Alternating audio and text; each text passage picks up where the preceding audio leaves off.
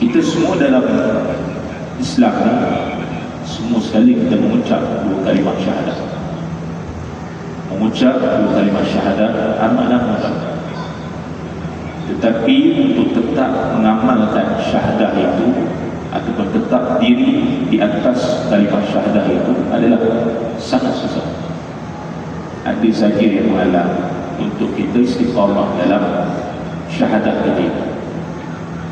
Kadang-kadang halangan itu datang daripada keluarga ataupun masyarakat ataupun orang keliling ataupun yang ada di kalangan masyarakat umum. Ini yang jadi susah.